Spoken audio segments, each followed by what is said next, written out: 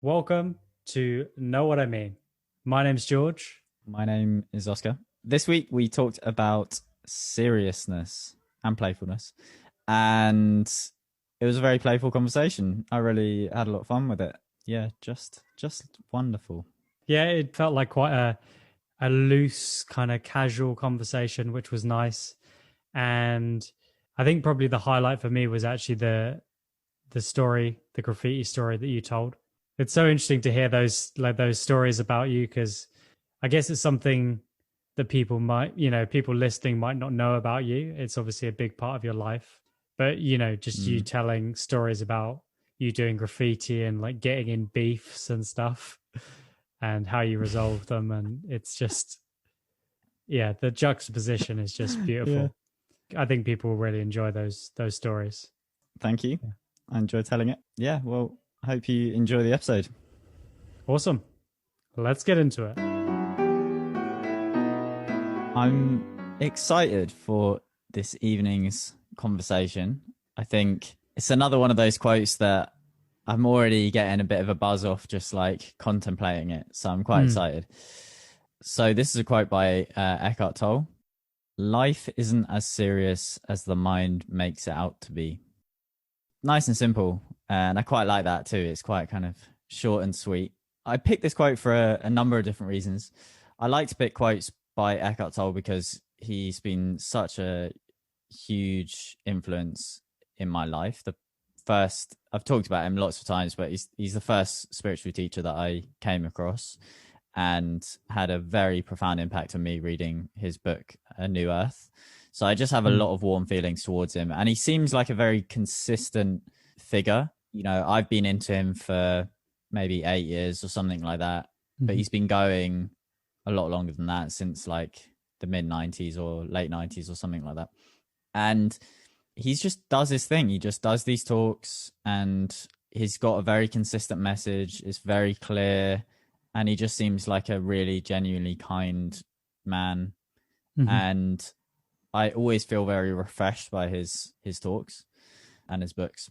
I wanted to pick this quote partly, as I've already mentioned, because I want to reflect on this subject. And that's something I'm noticing each week is bringing along things that I do want to reflect on. I want to get a sense of.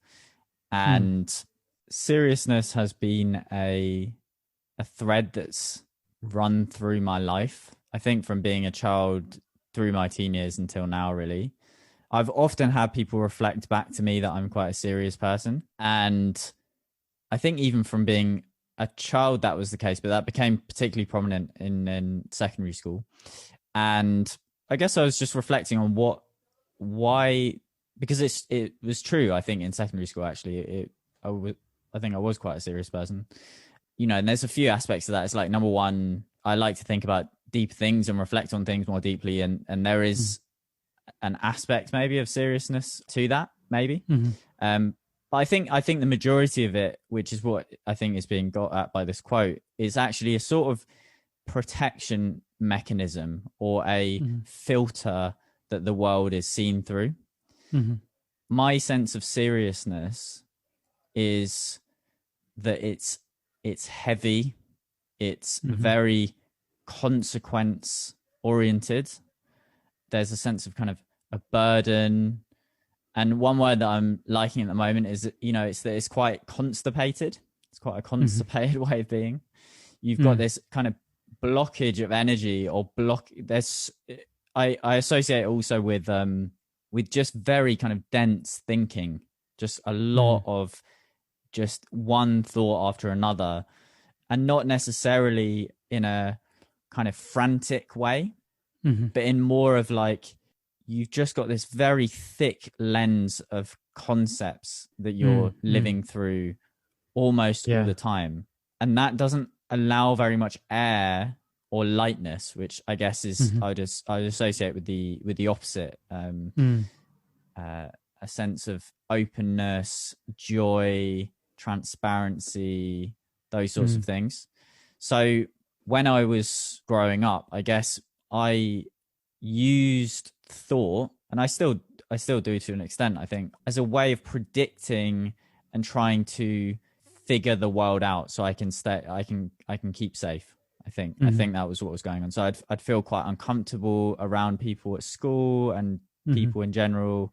And my way of working with that was to become quite sullen and just really try and figure out how I was going to avoid this suffering and, you know, social anxiety. So that was my route, was to kind of try and think my way through it. And that led to me feeling quite heavy. And I was also quite quiet really at school. So, and obviously it was also very painful to be reflected back of being a serious person. I didn't associate that with being a compliment really. It was, you know, being a bit low energy and a bit kind of like down and, you know, that sort of thing. So, and that stuck with me, and I still have certain associations with myself as in that area now. Yeah, so I think the word serious actually has quite a lot of kind of baggage for me, and there's quite a lot of stuff around that. So those are my initial thoughts. It's not all that coherent, but there's a bit of stuff to go on there. Yeah, essentially, I definitely have had a similar experience of people thinking of me as very serious or not very silly, and I definitely feel I am. Like both of us do like very silly jokes, and like I think I am quite a playful person as well. But quite often, I guess just these sorts of conversations that we're having, you know, traditionally, if say we're at a party having a conversation like this, you know, this could be something that's very meaningful, and you know, being a really great way to spend part of this evening. But to people who are like, you know, just like jumping around and shouting, this would look like we are being very serious and not enjoying ourselves. I guess as well, if you enjoy and have fun thinking, that can be perceived as being serious and not being silly, when, you know, it can just be an enjoyable thing to explore ideas, and that can be a meaningful thing to do. And the first thing actually that I thought of with this quote, what it really reminded me of, was I'd heard Alan Watts talk about this idea, and who is another spiritual teacher. And a thing he said that really stuck with me was about, don't take life seriously, but take it sincerely. And I just really love that flip on it, because the idea of life not being serious, it does instantly, I think that the knee-jerk reaction is like, but there are serious things. There's bad things that happen in the world. You know, there's lots of serious stuff. And it's, you know, it'd be frivolous and negligent and selfish to not take life seriously. But you can take it sincerely and sincerely do your best to make the world a better place, to enjoy your own day, and to really do the best you can. And that's quite a different energy from the serious energy of being really caught up in the story of what things mean and what you should do, and really building up the importance of everything. But yeah, it's a really interesting, like, the pull between those two things of being serious and being sincere. Well, something that struck me from what you were talking about actually was, there's something to be said about the inner experience of seriousness and the perception of seriousness. When you're talking about, you know, at the party, you might be having a conversation like this, and you've got certain people that will, you know, and I've had experiences like this where people will comment on, you know, like, oh, this is very serious, or this is very deep, or like what, and they're a bit sort of they've gotten a bit of an aversion to the sort of energy that that is bringing up. But that's totally a judgment, an external judgment that someone's putting on you and saying, this is serious and this is a party, so things shouldn't be serious here. This is an unwelcome sort of energy that's happening here that I'm judging. When actually, of course, like with these sorts of conversations, but it's not like we're joking all the time, but there is a playfulness to it.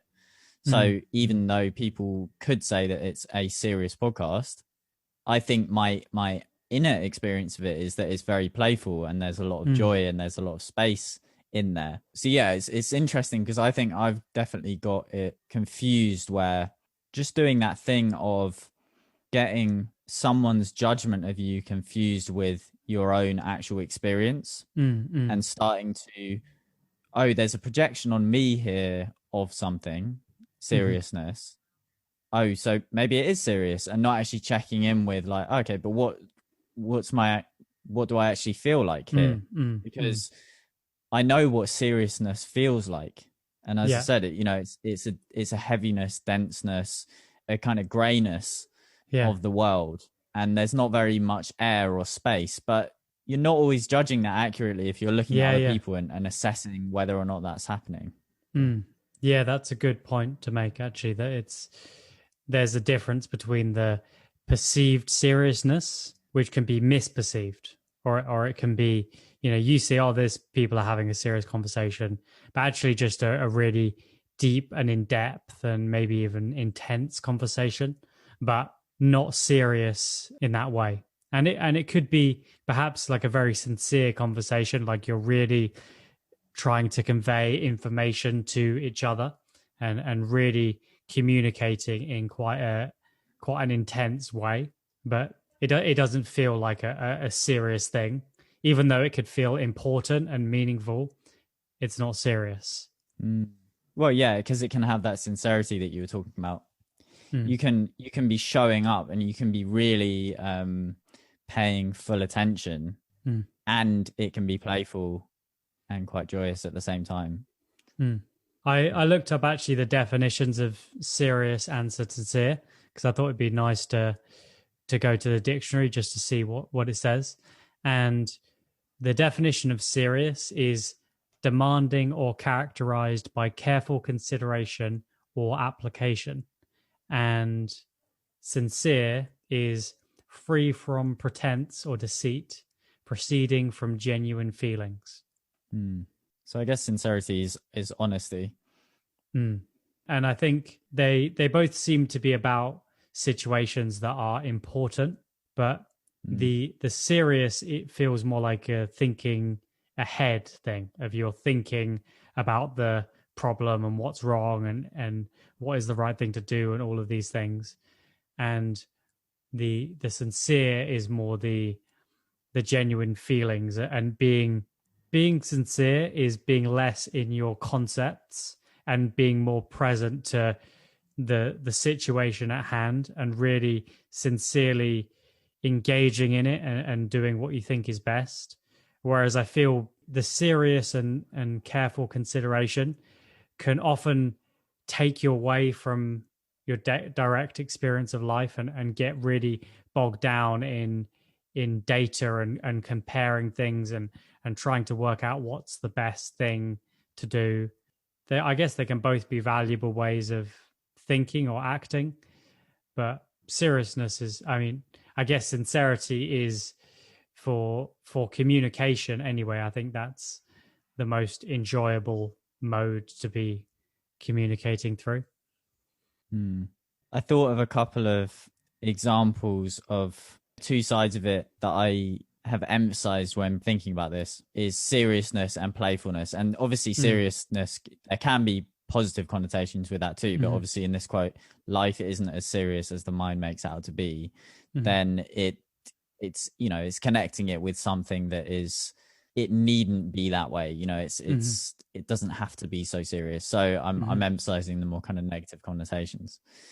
So seriousness and playfulness, you can have a playful attitude to almost anything, interactions. You can have a playful attitude to work. It doesn't mean that you're not being sincere about what you're doing. It doesn't mean that you're not doing things properly. It just means that there is a flexibility and a lightness to the way that you're doing it. And so those are the two sides that I've been thinking about. And it reminded me of two situations in Brighton when I was still living in Brighton. And this was quite a few years ago now, both connected to graffiti. So the first situation was basically that someone that I'd had like tensions with for quite a long time. There was always a bit of tension in the air, and it wasn't someone I knew personally particularly, But for one reason or another, we kind of stepped on each other's toes over the course of a couple of years. And this person thought that I had gone over some of their work, which I hadn't actually.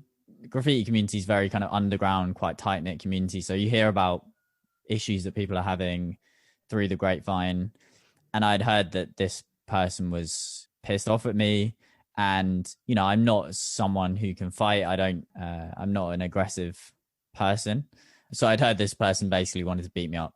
Something in that really frightened me. I mean, obviously, because, you know, you're worried about getting hurt.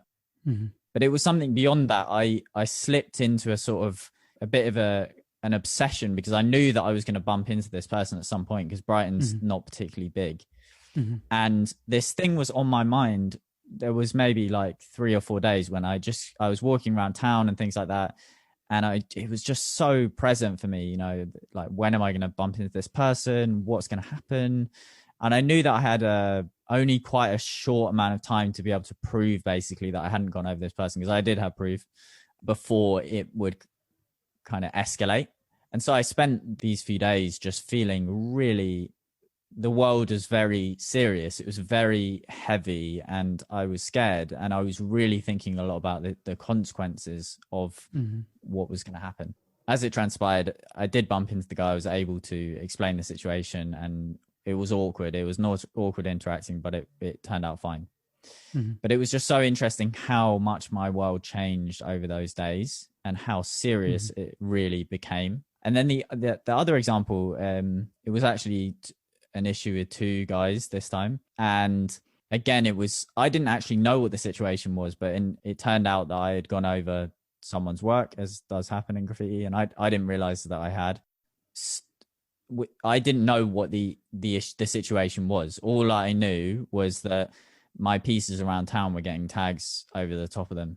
Mm-hmm. And I was like, okay, well, this person's got an issue with me, and I don't know why. And for some reason this time, and I haven't been able to pinpoint why this was so different, but my approach was completely different. It was just like, oh, this is a game. Okay, this is just a game. So this person's gone over me. Okay, so how am I going to like play here? Like, I don't want to provoke. I'm not going to go over their work. But I want them to know that I'm playing here, that I'm not gonna fight, and I'm not gonna be scared, and none of those things are gonna be in there. Someone's going over my work, so I'm just gonna respond and just kind of show that, okay, I'm keeping this nice and light. You know, I'm keeping this nice and light. And it was such a, well, first of all, I was having a lot of fun with it, and I don't know why I wasn't more scared, because as far as I knew, the person or the 2 guys that had an issue with me, like, were people who you ought to be scared of, basically, that I wouldn't be able to match up to in any way. And yet I just didn't click into that mode at all. Don't know why. And so there was one particular piece that they went over, and I went back to, so they had just tagged over my work, and I went back to the spot in the day, and I wrote "fancy a pint," like giant on this piece. And as just a way of just like, again, playfully, just like, you know, I'm up for resolving this. You know, it was just kind of like, all right, what can we, you know, and then it just stopped. They just stopped going over me after that. And I actually met the guy who one of the guys doing it a year or 2 down the line, and like, I met him in a funny kind of circumstance, but I recognized him. And I was like, so what happened? There was some issue, and like, what happened? And then he just said, like, when we saw that "fancy a pint" piece, we just cracked up and then just decided to end it. Wow. That's so cool. And it was just like, it's such a, I wanted to tell that story as like these funny kind of opposites, but also, you know, that attitude of playfulness and openness, and there was kindness in there too, generally gets a response with it, kind of, as in that case, you know, they found it funny, and so it just got sorted out. And just bringing that energy in can be so powerful.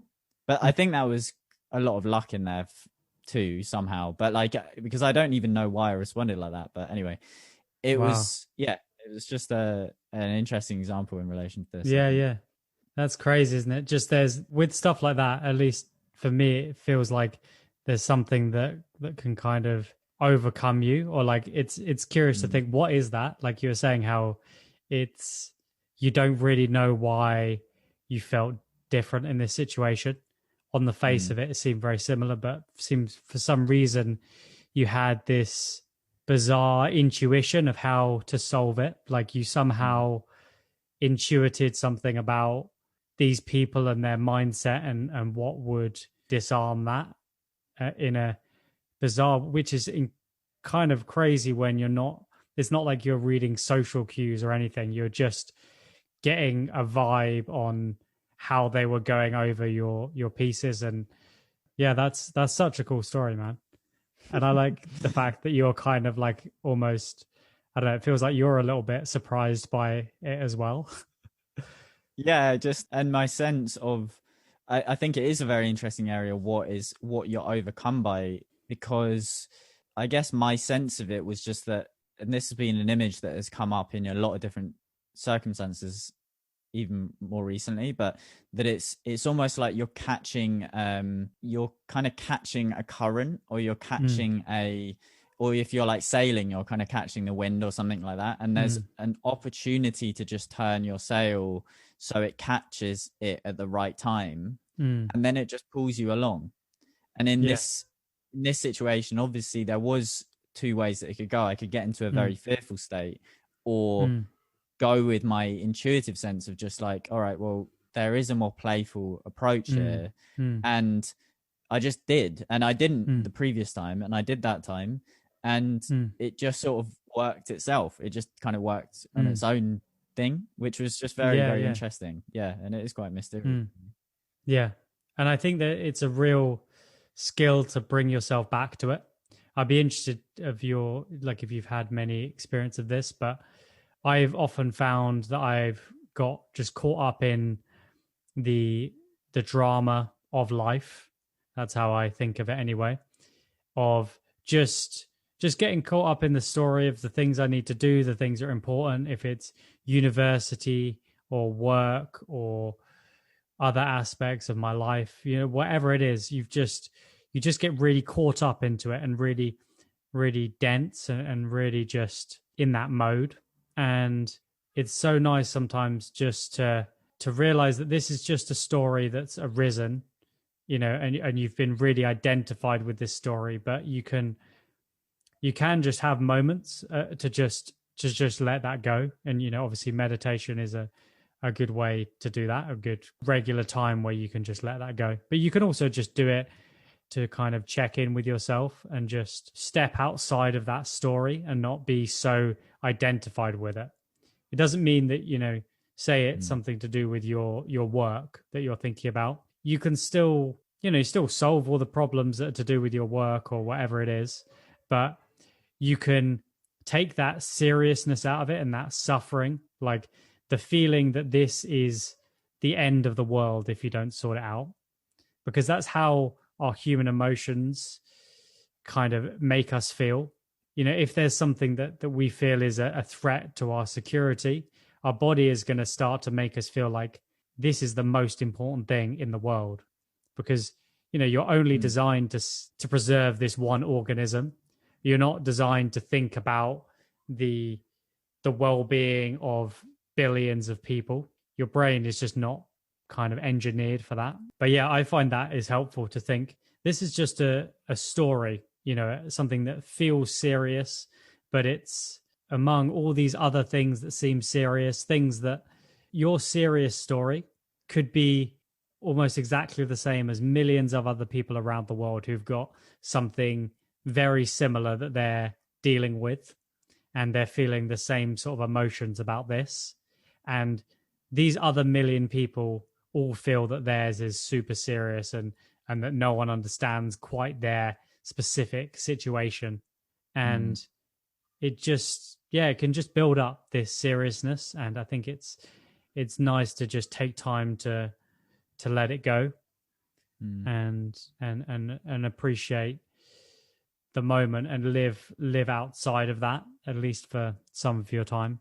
Yeah, the sense of seriousness from a first person perspective, like how I find that it plays out in my life, because there's points of every day that I feel things are very serious and you know, I really need to work this out, and if I don't, that's a problem.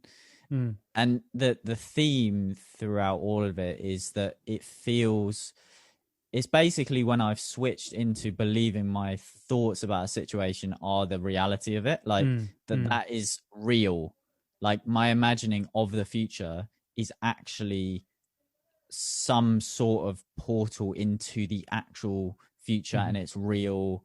And or any idea of consequence is actually a solid, it there's a solidity to it and like a reality to it, that it's only until, for example, like I went on a walk this morning out into nature, and it's just like you can I can really notice that I can oscillate, you know, so into the reality,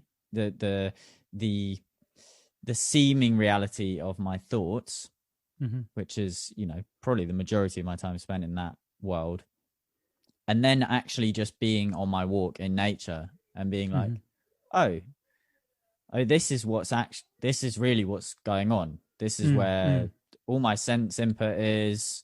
There's people here.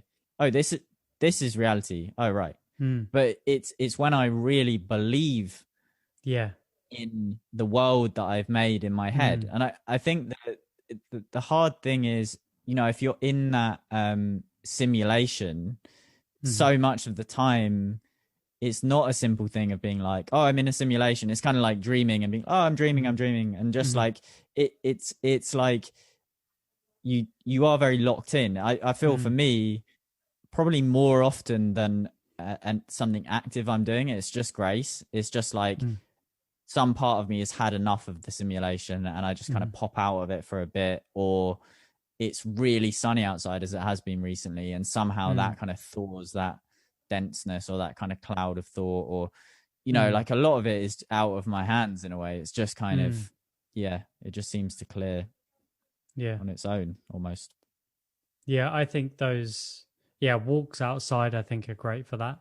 Like I remember having quite a strong experience once when I was walking down the road and it was just a beautiful sunny day and I was not in a great mood because I think it was just worrying about what I was going to do for money and things that I tried not really working out how I wanted them to, and just feeling frustrated about kind of financial things. And then I remember just spontaneously thinking, like, how would I feel like me right now if I had like £1 million in the bank? How would that change this experience? Like it wouldn't at all.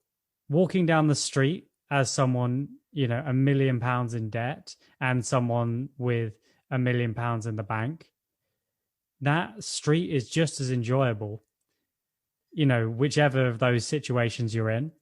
In fact, you know, if you're the person in debt, you should be enjoying that walk even more, because like you're not going to be able to get into a restaurant or do any other things, you know. like the person with you know, with all that debt, they should be the one who's really enjoying that walk down the street more than anyone else.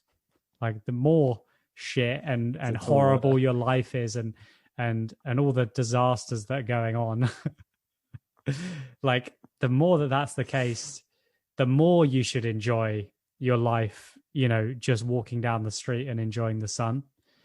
And that's something that I think about quite a lot. If ever I'm walking and I notice myself not really enjoying it, I'll think like, yeah, this, no matter what, no matter how any goal I've reached, all of these things, whatever it is, like if everything in my life was exactly how I wanted it to be, everything is absolutely perfect, then imagine I'm now on this same walk. Like it's still the same walk.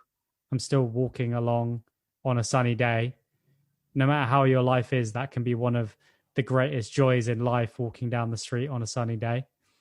And it's really nice to remind yourself of that and get out of the seriousness of whatever story you're telling yourself of why you shouldn't be happy right now and why there's other things that are important, and you really need to focus on them, and there's horrible things happening in the world, and whatever it is, that's just, you just don't need that when you're walking down the street. You can just enjoy it. Next time you're like, something fucking horrible happens in your life, I'm gonna be like, you should really go and really enjoy that walk right now, man. Like, yeah. You said it. You said you'd be able to. Yeah.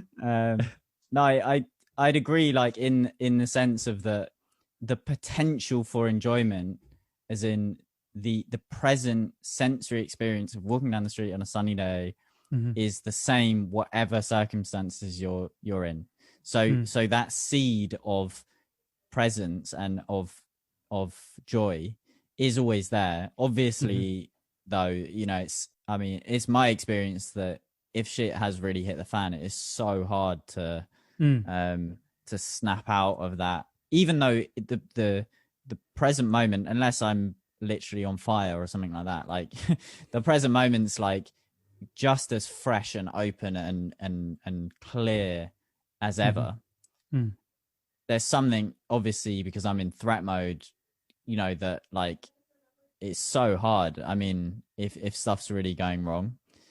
But interestingly, like I think I mentioned this before, but in what's called the Tibetan Wheel of Life, which is a kind of Buddhist symbol, there's these different realms, and it depends how you look at it, but we can go with the angle that each realm is symbolic of different mental states.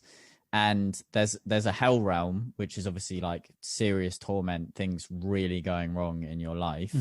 That has the most potential for becoming enlightened or really awakening. And the reason being is that your dedication to seeing the world differently is stronger than ever, potentially. Because if you're just cruising along and everything's sort of semi-okay, you're not going to really care about being present and stuff necessarily, because things are kind of fine, that it's okay, whatever.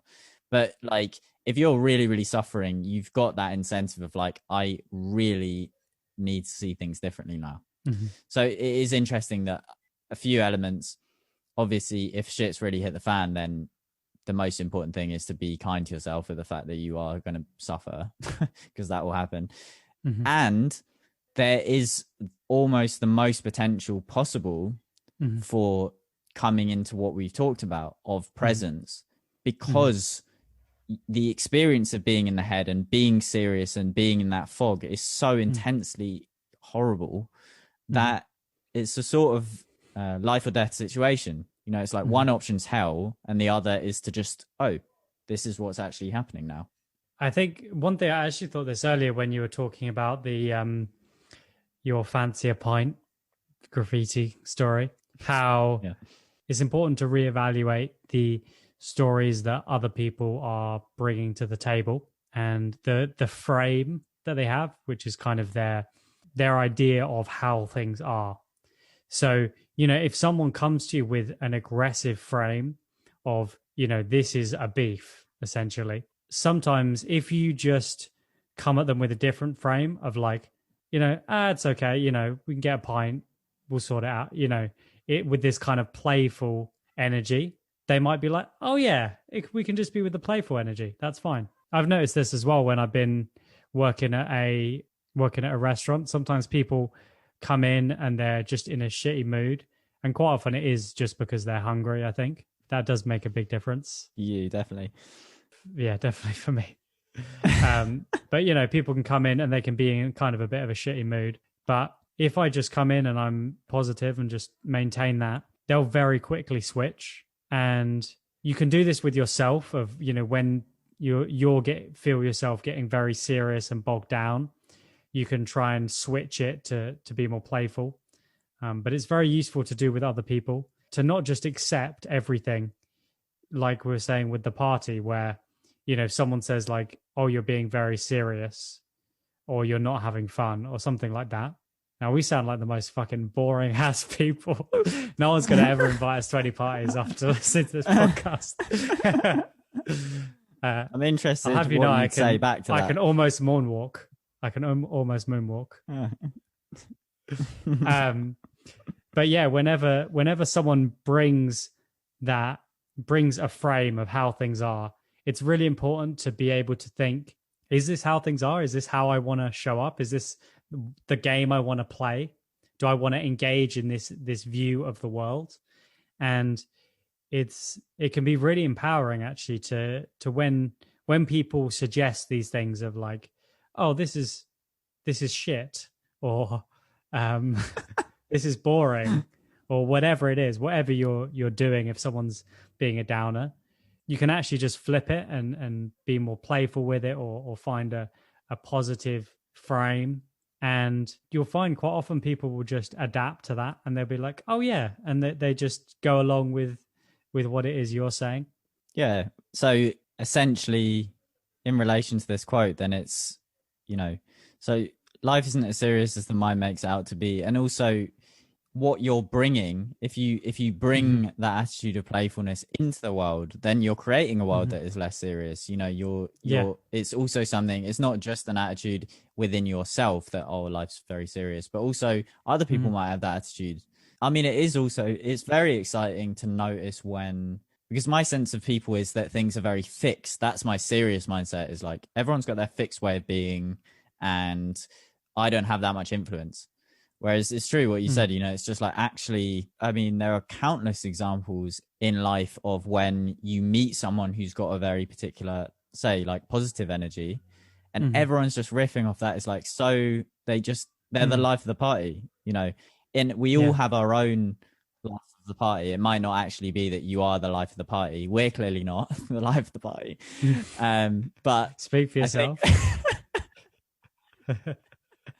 But we all bring our own, when we're most playful, playfulness looks different to everyone. You might be conversationally playful, you might be actually almost childlike and playful in that way.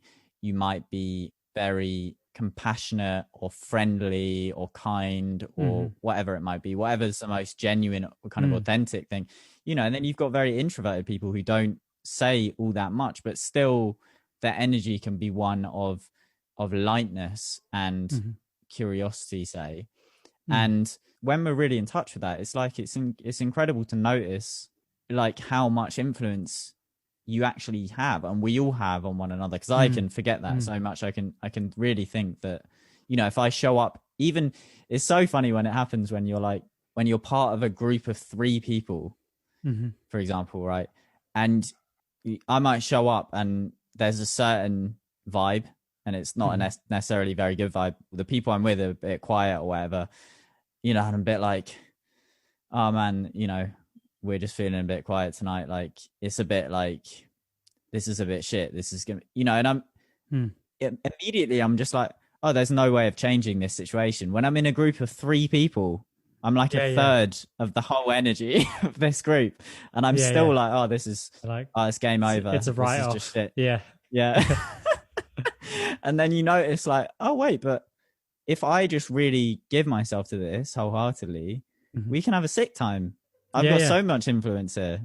Yeah. It's so funny though. Yeah. I definitely do that. Like I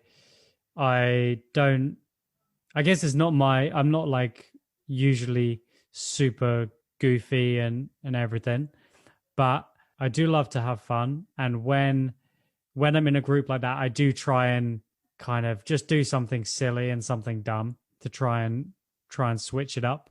But it's fun because it's not my natural inclination. It's not something that I do it more now, I think, but it's definitely not something that I would have done naturally. It would be my go-to.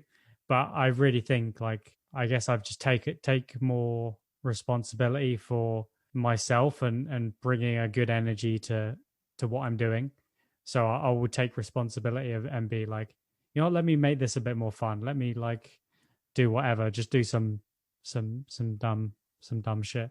But it can be a really empowering thing to do, actually, to whenever someone's being serious, to lighten the mood somewhat And, that doesn't mean to be just disrespectful of them. In fact, there's a nice example from work this week. It was half term. Actually, this was last week. It was half term and it was super busy at the restaurant I work at. And there's this girl who works there who's super sweet, very hardworking, but I know she does get quite socially anxious sometimes. And she's, running around trying to do all this stuff. And I could see she was quite stressed.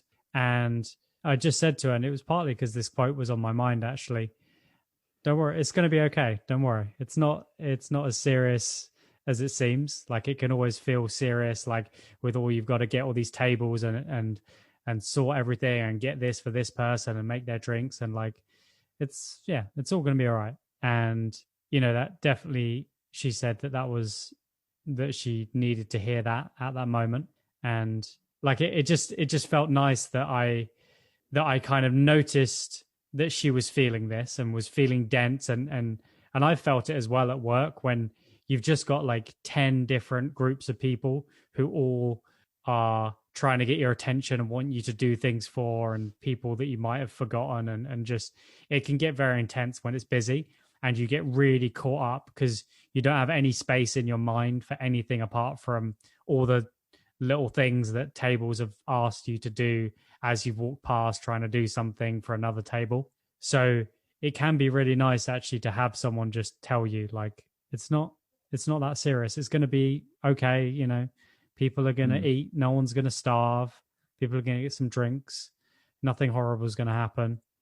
And yeah, it's just nice to be aware of that, to share that with others when you notice it in others in a kind way of kind of letting them know that, yeah, it's fine. It's not a big deal.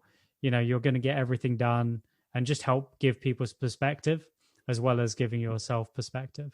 Yeah. And such a key part of that, I guess, is that you were being receptive to what was needed. And it sounded quite just intuitive because obviously you can say that in the wrong context to the wrong person. Yeah. When it sounds a bit like, preachy or something like that, and that's not going to go well because the energy with that is just not there. But if you could feel that actually, maybe she needed a bit of comforting actually, then of just like, okay, this will be, and you could sense that, and then that was what you gave in the right kind of way, then then it's perfect. And that is exactly what you need to hear, but not just because of what you said, but just that energy of you could sense that there was a contracted state, and you gave a bit of energy of holding or kindness, and however that would sound. You could have just said like, are you okay, or like, or whatever it might have been. It wouldn't have mattered in a way. It's just bringing to it a receptivity and a care, and that's nice. And there's always an opportunity to do that in whatever form.